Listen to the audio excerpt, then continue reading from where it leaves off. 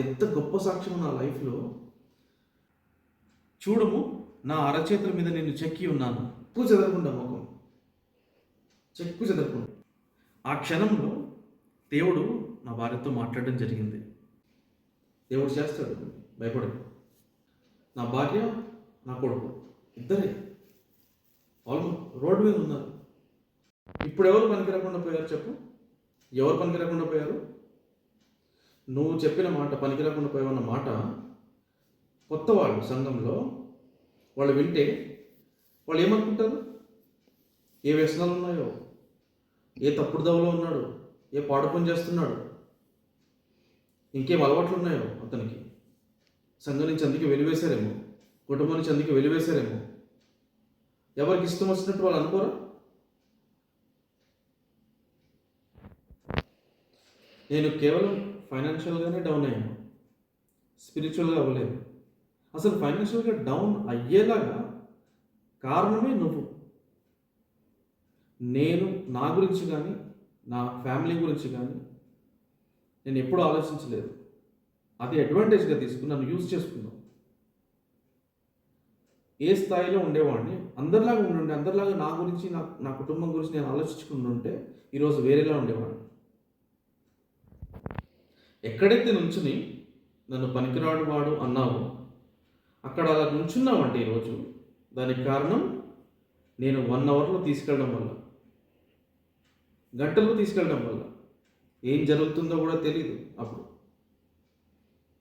అవును, ఫైనాన్షియల్గా డౌన్ అయ్యాను నేను. నువ్వు చేసిన పని, నువ్వే కారణమని అందరికి తెలియదు కదా. నువ్వు చెప్పలేదు అందరికీ, కానీ అందరికీ నేనేంటో తెలుసు. అయినా ఒక్కరు కూడా క్వశ్చన్ చేయలేదు. ఇన్ని సంవత్సరాలు ఏమయ్యాడు, తీసుకొచ్చి మాట్లాడండి, ఏం జరిగింది అని ఒక్క సంఘస్థుడు అప్రోచ్ అవ్వలేదు. ఒక్క పర్సన్ కూడా మాట్లాడలేదు. అంటే చెప్పిందే నమ్మారు, ఏం జరిగిందో తెలుసుకోలేదు. మీరు ఎవరైనా సరే నేను పనికి రాకుండా పోయాను అని నమ్మితే నమ్మండి. కానీ ఒకటి గుర్తుపెట్టుకోండి, చూడము నా అరచేతుల మీద నేను చెక్కి ఉన్నాను. ఈ వాగ్దానం నేను 6 మంత్స్ బేబీగా ఉన్నప్పుడు, నేను జూన్లో పుట్టాను, డిసెంబర్ 31కి వాగ్దానం ఇస్తారు.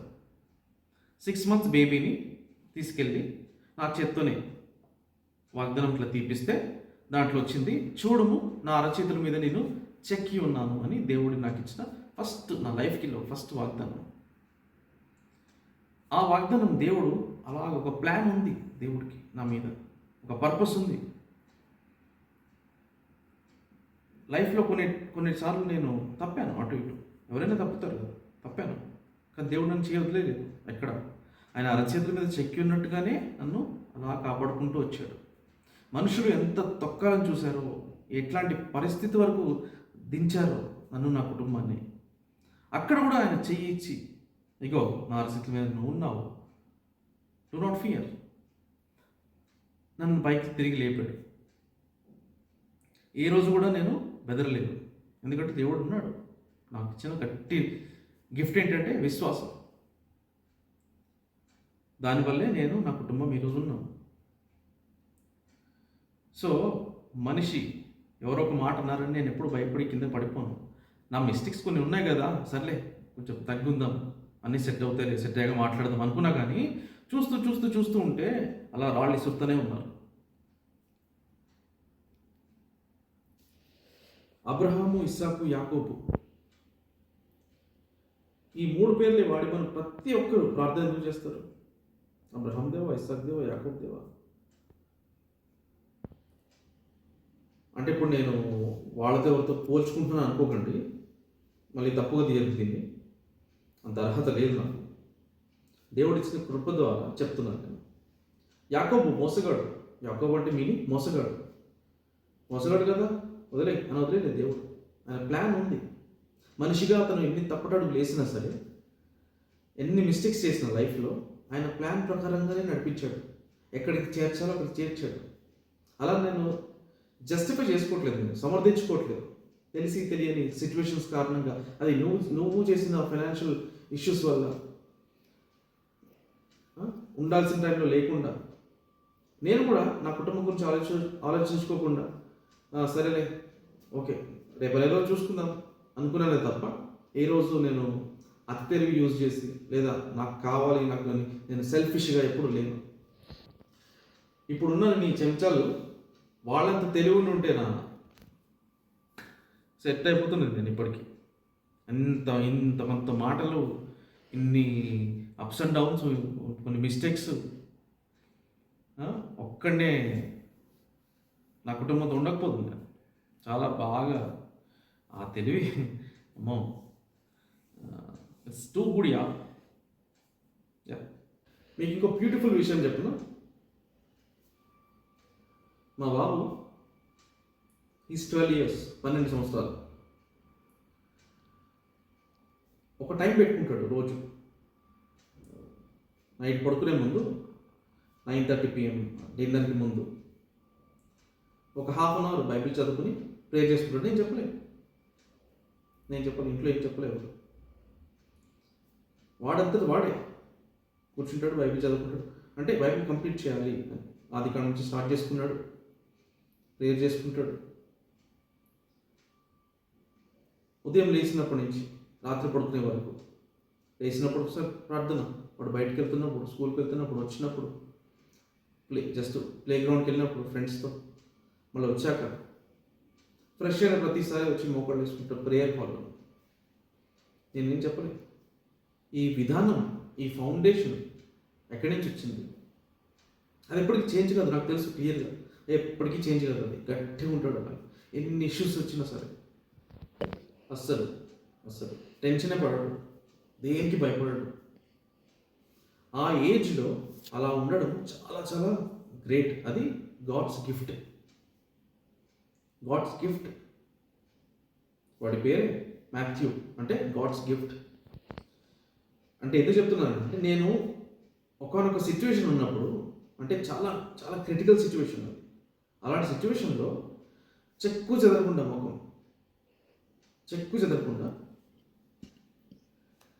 నా వైఫ్కి, నా భార్యకి చెప్తున్నాడు అంటే నేను లేనప్పుడు దేవుడు చేస్తాడు, భయపడదు.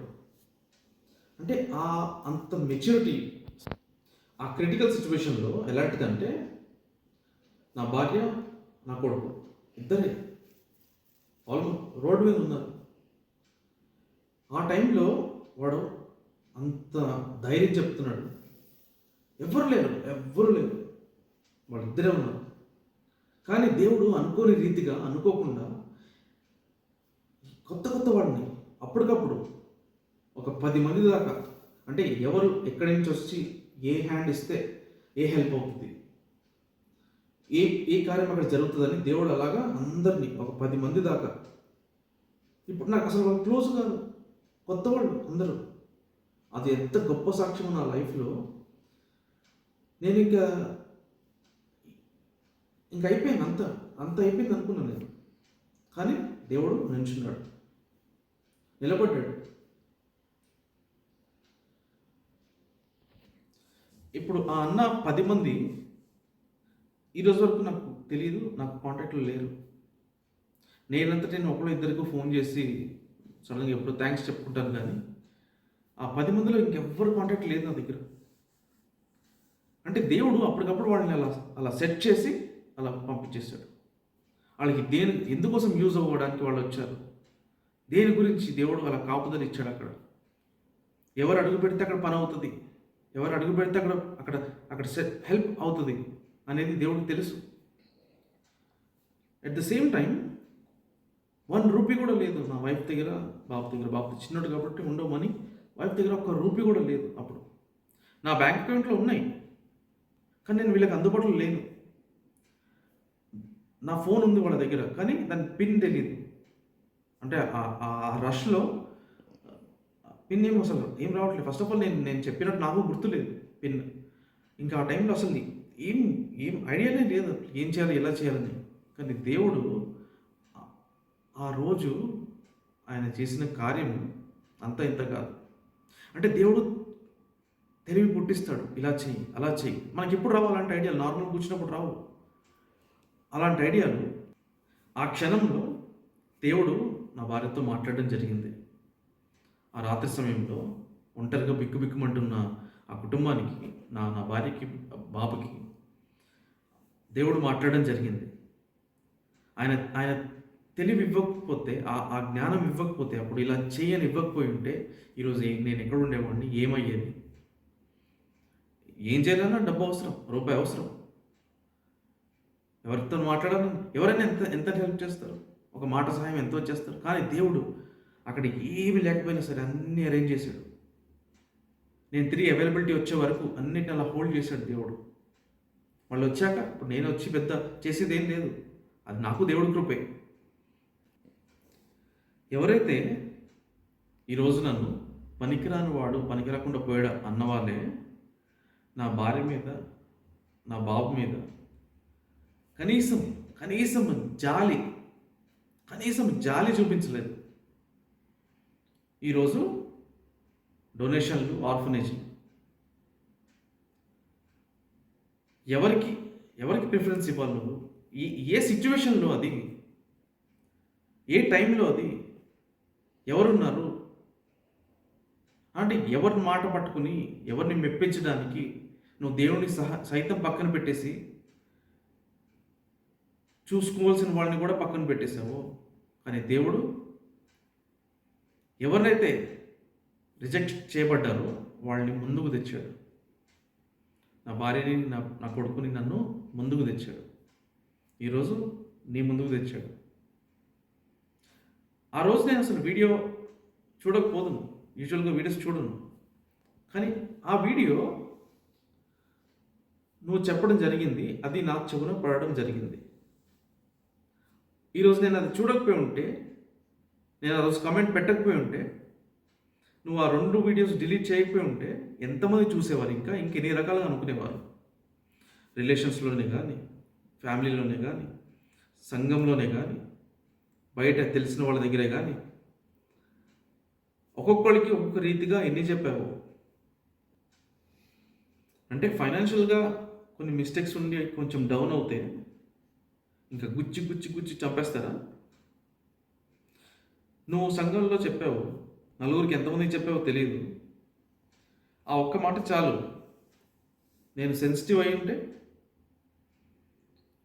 దేవుడు నా తోడు లేడు అని అనుకుని నేను బెదిరిపోయి, భయపడి, సెన్సిటివ్గా మనిషి తత్వం ఆలోచించి నేను ఏమైనా చేసుకుని ఉంటే, అమ్మో అందరికి ఇలా చెప్పేశారు, అందరికి ఇలా తెలిసిపోయింది, వాళ్ళు ఏమనుకుంటున్నారు అని చెప్పి నాలో నేను అది మదనపడి, భయపడి, బాధపడి నేనేమైనా చేసుకుని ఉంటే, ఎక్స్ట్రీమ్ స్టెప్ ఏమైనా తీసుకుని ఉంటే ఎవరు దానికి బాధ్యులు? ఆ రోజు అంత క్రిటికల్ పొజిషన్లో నా భార్యకి, నా కొడుక్కి దేవుడు ఉన్నాడు. అలాగే ఇలాంటి ఎన్ని ఆటుపోట్లు వచ్చినా ఈరోజు నాకు ఉన్నాడు. తిరిగి అందరినీ ముందుకు తీసుకొచ్చాడు, ఇంకా ముందుకు తీసుకొచ్చి పై స్థానంలో నిలబెట్టబోతున్నాడు. అది నువ్వు చూస్తావు. అంత క్రిటికల్ పొజిషన్లో ఉన్నప్పుడు నా భార్య ఫోన్ చేసినప్పుడు కనీసం మాట్లాడావా? ఫోన్ తీసుకుని మాట్లాడావా? నీ చెంచగలతో మాట్లాడిస్తావా? నీ చెంచగలు అంటారా నా భార్యని? నువ్వు ఇంత సెన్సిటివ్ కాదని మాకు తెలుసులే. నీ గురించి చెప్పారులే ఇక్కడ. ఏం తెలుసు నీకు? ఏం తెలుసు? నా భార్య మాట్లాడలేక కాదు, ఆ రోజు ఉన్న సిచ్యువేషన్ బట్టి ఫోన్ చేయాల్సి వచ్చింది. కానీ జీవితంలో ఫోన్ కూడా ఫోన్ వస్తే భయపడదాన్ని మాట్లాడుంటే. నా భార్య ఆ రోజు మాట్లాడుంటే జీవితంలో మళ్ళీ ఫోన్ చూస్తే షేక్ అయ్యేదాన్ని. వైబ్రేషన్ ఫోన్లో కాదు, నీలో వచ్చేది. నీకు తెలియదేమో, ఉన్నావు కదా, ఎవరితో అయితే ఉన్నావో వాళ్ళని అడుగు. నీ పక్కనే ఉంటాడు కదా, వాడిని అడుగు ఎలా ఉంటుందో మాట్లాడితే. ఒకసారి చెప్పు, ఒకసారి అర్థం చేసుకో, విని గుటకలు పడతాయి, మానసాన్ని పేరేమి పడతాయి. అర్థమైందా? నేను గుటకల వరకే చెప్పా, ఇంకేం పడితే నాకు తెలియదు. ఏం తెలియదు అనుకుంటున్నావు, విర్రవీగుతున్నావు. అయినా నీలాంటి వాళ్ళ మీద రాయేస్తే, పెండ మీద రాయేస్తే తుల్లుతుంది కదా, అట్లా తుల్లుతుందని ఎప్పుడో వదిలేసింది. ఎప్పుడో వదిలేసాము. మన మీదకి మళ్ళీ చిందుతుందని వదిలేసినాం. నీలాగా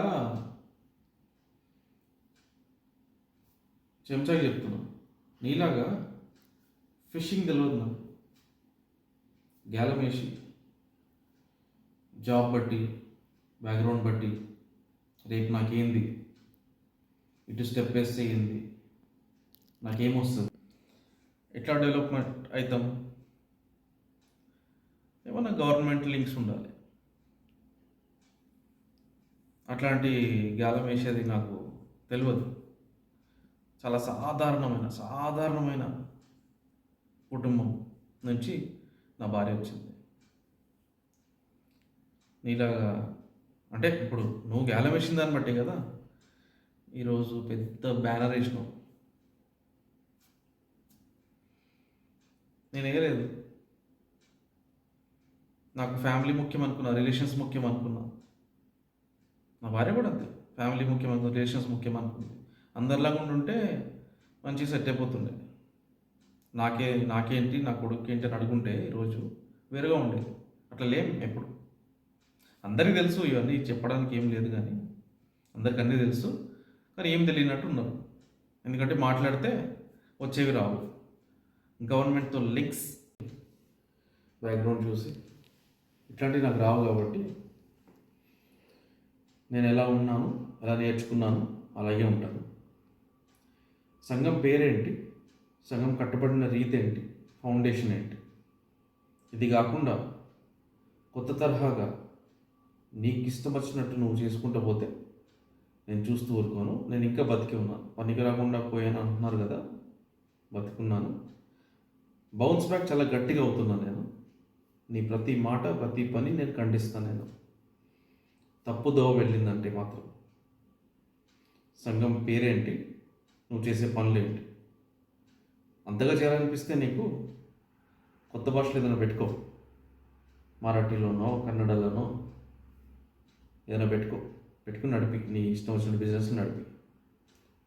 పరిశుద్ధ సంఘం పేరు అడ్డం పెట్టుకుని పరిశుద్ధ రీతిగా జరగాల్సిన పనులన్నింటినీ నీకు ఇష్టం వచ్చిన దోవలో జరిపిస్తే మాత్రం చూస్తూ అసలు ఊరుకోండి. ఇంతకీ నా ఛానల్ సబ్స్క్రైబ్ చేసావా? చేయకపోతే చెయ్యి, వీడియోస్ లైక్ చెయ్యి, తెలుసుకో. ఏం చెప్తావు మహా అంటే నా గురించి? ఫైనాన్షియల్గా అటు ఇటు కొంచెం అప్ అండ్ డౌన్ అయ్యాడు, కొంచెం తప్పటాడికి వేసాడు అని చెప్తావు అంతేనా? చెప్పుకో, ఫైనాన్షియల్గా చెప్పుకో. నేను ఎవరిని మోసం చేయలేదు అన్నదానికి ప్రూఫ్ ఏంటి తెలుసా? ఎవరెవరికైతే నా కాంటాక్ట్ ఉందో స్టిల్ అదే కాంటాక్ట్లో ఉన్నాను నేను. ఎప్పటికైనా ఎందుకు ఉన్నానంటే, ఎందుకు అదే నెంబర్ మీద ఉన్నానంటే, మోసం చేయాలనుకుంటే ఎప్పుడో వెళ్ళిపోవచ్చు అన్నీ మార్చేసి.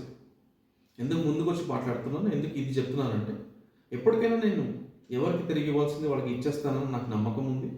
నా దేవుడు నన్ను అలా నిలబెడతాడని నమ్మకం ఉంది. ఓకే, ఎందుకంటే నేను నమ్మిన నా దేవుడు, నేను నమ్మిన నా సిద్ధాంతం, నేను నమ్మిన నా విశ్వాసం ఎప్పుడు నన్ను కింద పడేది. వేషధారణ జీవితం, కోట్స్ మధ్యలో వచ్చినాయి. నేను ఫస్ట్ నుంచి చేసుకునే వాళ్ళు అనట్లేదు, నేను నిన్నే అంటున్నా. ఓకే, గుర్తుపెట్టుకో. సబ్స్క్రైబ్ చేయి, లైక్ చేయి, షేర్ చేయి. నువ్వు ఎలా కమెంట్ చేయలేవు, సో నేను చెప్తలేను అది. ఓకే, నా స్థితి ఏంటి, నేను ఎలా ఉంటున్నాను, నా దగ్గర ఏం ఉండేవి, నేను ఏం కోల్పోయాను. మెటీరియలిస్టిక్ మాట్లాడుతున్నాను, స్పిరిచువల్గా మాట్లాడుతున్నాను, అన్నీ చూపిస్తాను నేను. నెక్స్ట్ వీడియోస్లో అన్నీ వస్తాయి. నేను ఎలా ఉంటున్నా ఏంటి, నా స్థితిగతులు ఏంటి, అన్నీ నేను చెప్తాను. పారిపోయాడు, దాక్కున్నాడు, పనికి రాకుండా పోయాడు అంటున్నారు కదా, అన్నీ తీసుకుని బయటకు వస్తాను నేను. ఓకే.